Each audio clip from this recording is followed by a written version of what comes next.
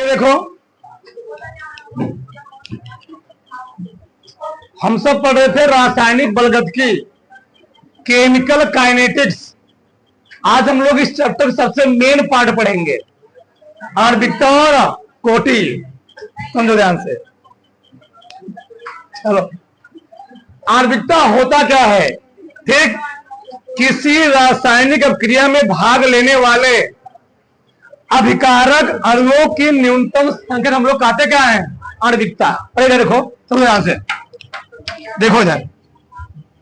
हम लोग जानते हैं क्या जी, ये मान लो कोई रिएक्शन है। क्या है? रिएक्शन है। क्या रिएक्शन है? ये ऐसे,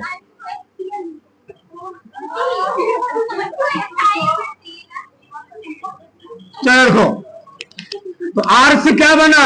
मान लो पी, आर से बना पी। आर क्या है? आर है विकारक, ए है विकारक, सही है ना? और ये क्या है? ए है उत्पाद, ए है उत्पाद, सही है? बहुत ध्यान से सुनना, यही से चैप्टर का मेन पार्ट स्टार्ट होता है। अभिकारक है, क्या है? उत्पाद। इसको हम बोलते हैं रिएक्टेंट। क्या बोलते हैं? रिएक्टेंट। और ये क्या है? ए है प्रोडक्ट, प्रोडक्ट। हमको पढ़ना अभी क्या क्या पढ़ना है? आणविकता। आणविकता होता क्या है? पहले वहां से लिखो जाते हैं। किसी रासायनिक अभिक्रिया में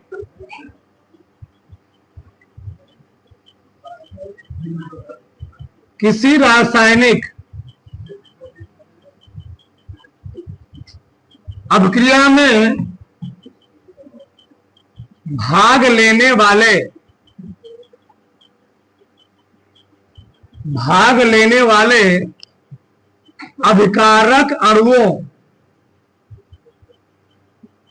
अभिकारक अणुओं की न्यूनतम संख्या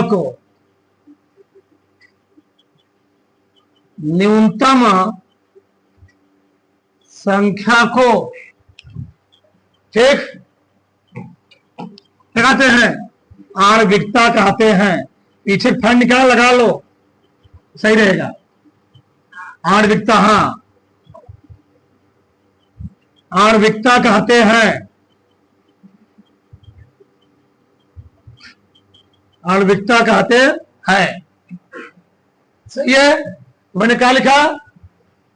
किसी रासायनिक क्रिया में भाग लेने वाले अभिकारक अणुओं की न्यूनतम संख्या कहलाती है? आणविकता कहलाती है। और ध्यान रखना, आणविकता हम लोग सैद्धांतिक तौर पर ज्ञात करते हैं। किससे निकाले जी? एक होता है प्रायोगिक विधि, एक क्या होता है? सैद्धांतिक विधि। हम लोग देख के उतार देख सकते हैं, देख के उतार सकते हैं इसकी आणविकता कितनी है। लिख लो इसमें, लिखो, इसका मान सैद्धांतिक विधि द्वारा प्राप्त होता है।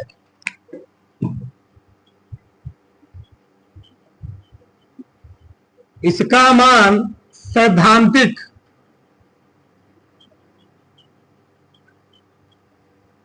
विधि द्वारा सैद्धांतिक विधि द्वारा ज्ञात किया जाता है।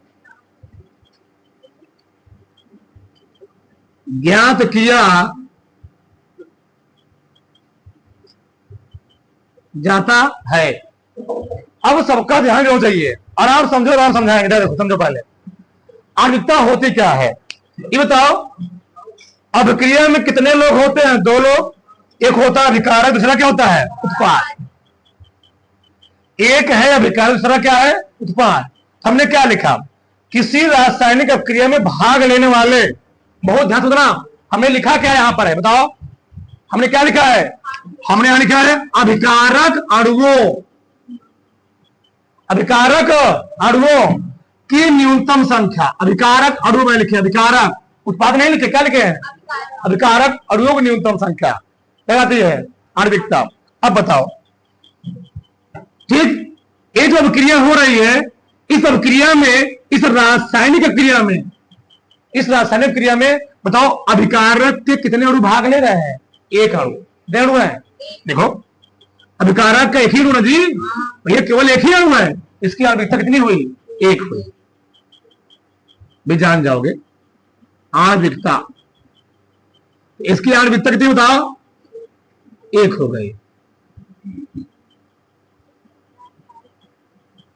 बताओ इस रासायनिक क्रिया में कितने विकारक भाग ले रहे हैं? एक ए हो गया, एक क्या हो गया? ए हो गया, ठीक ना। एथिल एस्टेट और क्या? सोडियम हाइड्रोक्साइड, क्या बना? सोडियम एस्टेट और क्या बना? Ethyl alcohol. तो इस रासायनिक क्रिया में अभिकारक के कितने अणु पार्टिसिपेट कर रहे हैं? दो अणु पार्टिसिपेट कर रहे हैं। बस जब दो अणु पार्टिसिपेट किए तो इसकी आणविकता कितनी हो गई? हमने लिखा अभिकारक अणुओं की संख्या, अभिकारक अणुओं की संख्या। कितने विकारक है इसमें? दो विकारक है। आणविकता कितनी हुई? सबको आएगा। आणविकता हो गई, चाहे तुम लिख सकते हो 1 + 1, 1 1 2, आगे आगे बताओ।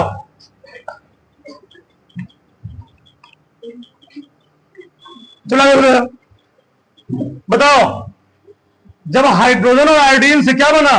Hydrogen iodide. इसमें कितने अणु भाग लिए? अभिकारक कितने अणु भाग लिए जी? अभिकारक के 2 अणु भाग लिए ना। तो देखो आणविकता कितनी हुई इसकी?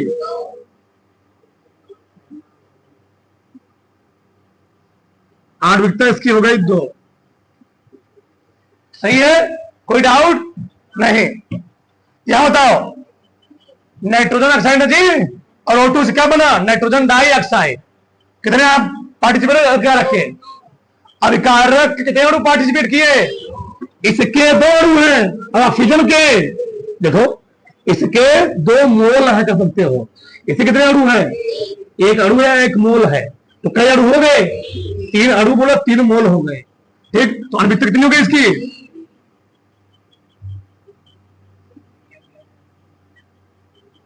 बताना, कोई डाउट होगा? किसी को डाउट है यहां तक? नहीं। यह बताओ, तुम लोग जानते हो ये अमोनिया बनाने की हाइबर विधि क्या है? बहुत फेमस विधि है हाइबर विधि, और तुम लोग पढ़े भी हो गए हाइबर विधि में। जब अमोनिया बनाते हम लोग हाइबर विधि से, तो अमोनिया बनाते समय हाइड्रोजन के लिए आते 3 अणु और नाइट्रोजन के 1 अणु, यानी 3 संबंधे 1 के रेशियो में क्या तैयार किया जाता है? अमोनिया। अमोनिया के 2 अणु निर्माण होता ना जी। तो हाइड्रोजन कितने अणु यहां पर है? 3। नाइट्रोजन के तो कुल कितने अणु हुए? 4।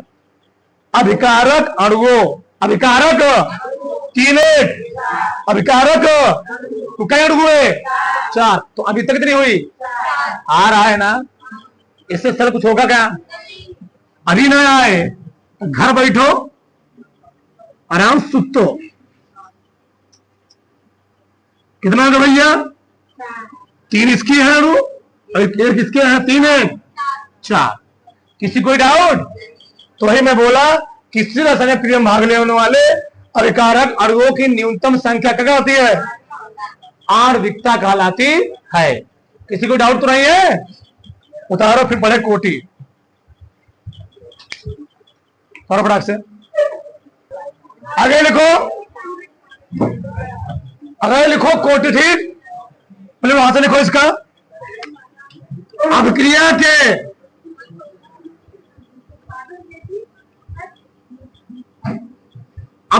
के वेग नियम समीकरण में, अभिक्रिया के वेग नियम समीकरण में, अभिक्रिया के वेग नियम समीकरण में प्रकट सांद्रता पदों की घातों का योग, प्रकट सांद्रता पदों की घातों का योग, घातों का योग अभिक्रिया की कोटि कहलाता है, कोटि कहलाता है। अभिक्रिया की कोटि कहलाता है। इधर को समझो पहले हमने क्या लिखा, अभिक्रिया के वेग नियम समीकरण में प्रकट सांद्रता, बस मेन पार्ट पकड़ो, मेन पार्ट, प्रकट सांद्रता पदों की घातों का योग, प्रकट सांद्रता पदों की घातों का योग क्या कहलाता है, कोटि कहलाता है। ठीक, तो अभिक्रिया के वेग नियम समीकरण में प्रकट सांद्रता पदों घातों का योग क्या कहलाता है, कोटि कहलाता है। अभिक्रिया की कोटि, बहुत ही ध्यान से समझना है चीज। ठीक, पूछा भी जाता है बहुत ध्यान से। चलो मैं लिख रहा हूं चीज,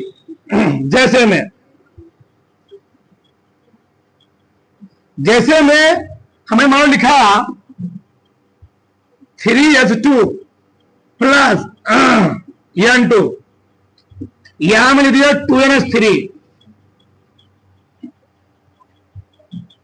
आणविकता में हम लोग बता रहे थे अणुओं की संख्या, फिर हम लोग यहां देखा ध्यान से, पहले कैसे निकालते हैं। अभिक्रिया का अगर हम यहां वेग निकालना चाहें, अभिक्रिया का वेग, अभिक्रिया का वेग तुम लोग बताया भी गया है, कंसंट्रेशन R की पावर n। याद आ रहा है, भूल गए सब, याद आ रहा होगा। और तुम जानते हो n क्या होता है, n क्या है, x प्लस को n था x प्लस वाई, अगर 3 मिला तो x plus y plus z, भी जान जाओगे। मतलब कितना कंसंट्रेशन आ गया, यहां पर जगह उधरने में इसको इधर लिखना पड़ेगा हमको, तो इधर लिखा हूं,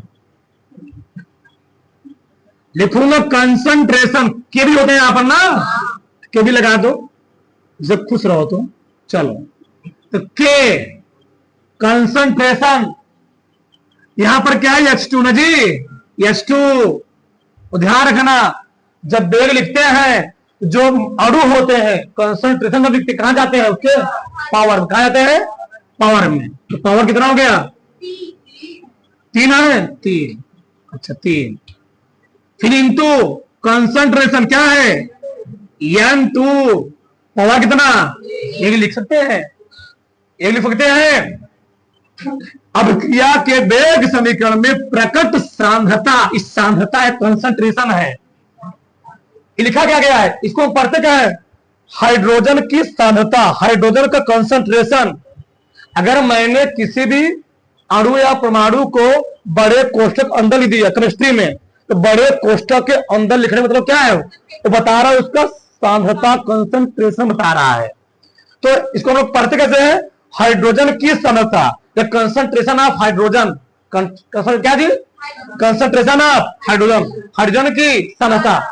तो हाइड्रोजन की सांद्रता कितने घात पर डिपेंड कर रही है, नाइट्रोजन की, तो घातों का 3 कोटि इतना हो गया, जगह नहीं है, थोड़ा सा मैं इधर लिख दे रहा हूं, ठीक ना, तो समझदार हो, 3 4, कोई डाउट। वहां पर था अणुओं का योग, अभिकारक अणुओं की न्यूनतम संख्या, यहां है घातों का योग। अंतर को समझ रहा है। ठीक, आगे देखो, यहां देखो, वेग निकालोगे, वेग लिखोगे के, कितना कंसेंट डिपेंड कर रहा है जी, कितना डिपेंड कर रहा है, हाँ, NH4 NO2, घात कितना, 1। बताओ तो कोटि कितना हो गया इसका, कोटि कितना हो गई इसकी, तो कोटि हो गई ये। और एक बात, बहुत मेन बात ध्यान देना, जो कोटि होता है, हमने क्या बोला, जो आणविकता होता है वो सैद्धांतिक होता है, हम लोग देख बता सकते हैं, लेकिन कोटि तुम लोग देख कर नहीं बता सकते हो, यहां तुम बता दे रहे हो, लेकिन बहुत सारी क्रियाएं ऐसी होंगी, बहुत सारी क्रियाएं ऐसी होंगी जिसका हम देख करके कोटि बता नहीं सकते। क्यों, यह एक प्रायोगिक मान होता है, क्या होता है, एक्सपेरिमेंटल वैल्यू होता है। कौन होता है, कोटि। यह एक क्या होता है, प्रायोगिक, यह एक प्रायोगिक मान होता है, मान होता है। अब यही तुम इस बात समझो ध्यान से, ये बताओ बहुत मेन बात समझो यहां पर, हम जो बोले उस चीज समझो। मान लो हम लोग इसको क्यों करें प्रायोगिक। अगर मान लो घर में दाल बन रही है तो दाल में मेन इंग्रेडिएंट क्या है। मान लो दाल बनाने के लिए हम क्या चाहिए, पानी चाहिए, दाल चाहिए, क्या चाहिए, नमक चाहिए, ये मान लो हल्दी हो गई। अब ऊपर से जो हम मिला लिए, मान लो घी मिला लिए या मिला लिए, उसमें क्या मिला लिए हम लोग, तो धनिया मिला लिए, तो क्या उसका मेन इंग्रेडिएंट था। भाग तो लिया लेकिन वो मेन इंग्रेडिएंट नहीं था, मेन पद नहीं था।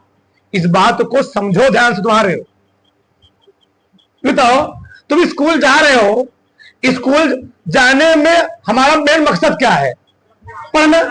अब स्कूल में जाकर कोई डांस कर रहा है, बताओ हमारा मेन मकसद डांस है, तो हमारा स्कूल जाने का मेन मकसद क्या है, पढ़ना, डांस करना नहीं है। अब डांस तुम करो, मान लो कोई पार्टिसिपेट हो, कोई वो हो, फंक्शन हो, अलग मैटर है। इस बात को समझो, आगे तुमको दिक्कत नहीं होगा। क्यों, हम क्यों बोल रहा हूं, बहुत सारी क्रियाएं ऐसी होंगी जिसमें कंसंट्रेशन होगा तो दो, ये उसकी कोटि कितनी होगी, एक होगी, शून्य विभक्ति है, वहां तुम फंस जाओगे। हमने क्या बोला, अगर दाल बन रहा है तो दाल में मेन इंग्रेडिएंट क्या है, दाल में मेन इंग्रेडिएंट क्या है, पानी है, दाल है, नमक है और क्या, थोड़ा हल्दी मिला दिए। अब ऊपर तो जो उसमें खा डाल रहे हो, ठीक, वो क्या है, मेन इंग्रेडिएंट नहीं है। इज्जत, तुम घर से बैग लेकर आ रहे हो, बैग में रखने का मेन चीज क्या है, कॉपी और पेन। अब तुम खाना भी रख रहे हो, क्या वो सही है, वो उसके हिसाब से मेन इंग्रेडिएंट नहीं है। कौन मिला, अगर घर में कुछ किसी चीज का फल लगा हुआ है, पेड़ लगा हुआ है, ठीक, तो उसका फल भी क्या कर रहे हैं, भर ले रहे हैं, लेकिन वो उसके हिसाब से मेन इंग्रेडिएंट नहीं है। इस चीज समझो, हम समझाना क्या चाह रहे हैं, सही है ना। अगर समझो ध्यान से, चलो बताओ इसका वेग क्या, बताओ वेग के बराबर कितने रू है, यहां पर लिखोगे या चाहे, पावर क्या लिखोगे, 2, कोटि क्या हो गई, कोटि हो गई 2। प्रकृत साधता पदों घातों का योग, घात कितना इसकी है, 2 आगे। यहां देखो वेग, वेग कैसे लिखोगे, वेग कैसे लिखोगे बोलो, के concentration of S2, concentration of क्या, I2। अब बताओ बचवा, यहां घा कितनी है, Cl2 है, बोला तुम लोग नहीं चाहिए। चलो यहां घा कितनी है, यहां घा कितनी है, तो 1 है, समझ रहे हो ना, 1 कोटि कितना होगा इसकी, कोटि हो गई 2। यहां जब लिखोगे वेग, वेग लिखोगे कैसे लिखोगे, कंसंट्रेशन ऑफ FeCl3 क्या, पावर 3 ना, के भी 2 रहेगा। यहां पर कंसंट्रेशन ऑफ HCl, यहां पावर कितना है, 1, तो कोटि कितना हो गई, कोटि हो गई 3। आगे तुम लोग पढ़ोगे, जो कोटि होता है वह शून्य भी आएगा, 0 भी आएगा, 1 भी आएगा, 2 आएगा, 3 ना, ऐसे आएंगे, आएगा 0 बताएंगे भैया, ठीक, आएगा बताएंगे, भी परेशान मत हो, ठीक। अभिक्रिया का वेग, ठीक, क्या हुआ जी, साधता पदों घातों का योग, घातों का योग, ये क्या साधता है, ये क्या है, कंसंट्रेशन है, 2 हो गई, फटाक से।